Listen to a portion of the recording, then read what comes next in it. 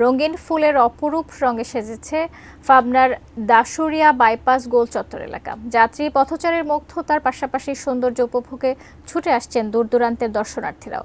সরাসরি জানাতে যুক্ত হচ্ছেন সহকর্মী রিজভি জয়। রিজভি জয়, আপনার মাধ্যমে সার্বিক চিত্র জানতে চাচ্ছি। ধন্যবাদ শাকিলা। আপনাকে জানিয়ে রাখতে চাই যে আমার পেছনের এই জায়গাটিকে হঠাৎ করে নান্দনিক কোনো বিনোদন কেন্দ্র ভেবে ভুল হতেই পারে।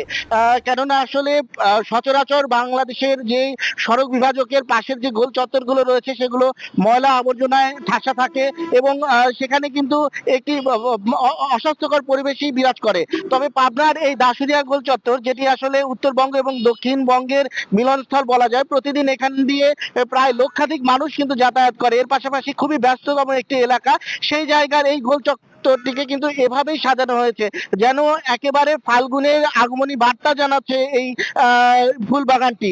তো এখানে যারা সংশ্লিষ্ট রয়েছেন সড়ক বিভাগের উদ্যোগে এই কাজটি করা হয়েছে। আমরা জানতে চেয়েছিলাম তাদের পরিকল্পনা। তারা বলেছিলেন যে আসলে এই জায়গাটিকে আসলে বিভিন্ন সময় বিভিন্ন ব্যানারে ঠাসা থাকতো, সেই কারণে যারা এখানে চালক ছিলেন প্রায় সড়ক দুর্ঘটনা ঘটতো, এপাশ থেকে ওপাশ তারা দেখতে পেতেন না। তো সেই জায়গাটিকে আসলে নান্দনিক একটি রূপ ছিল।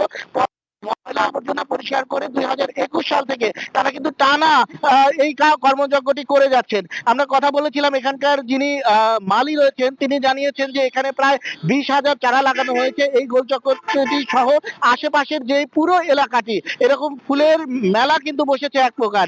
তো সেক্ষেত্রে সকাল থেকে আমরা দেখেছি এখানে যে বিভিন্ন জায়গা থেকে যারা পথচারী ছিলেন তারা এসেছেন, দর্শনার্থী এসেছেন এবং বাসে যারা যাত্রী ছিলেন, এখানে বাস যখন দাঁড়াচ্ছিল তারা জানালা থেকে দেখে তাদের মুগ্ধতা এবং বিস্ময় প্রকাশ করছিলেন এবং বলছিলেন যে আসলে উন্নত দেশগুলোতে, ইউরোপ আমেরিকায় আসলে এই ধরনের সৌন্দর্য কিন্তু দেখা যায়, এই ধরনের সাজানো গোছানো রূপ কিন্তু দেখা যায়।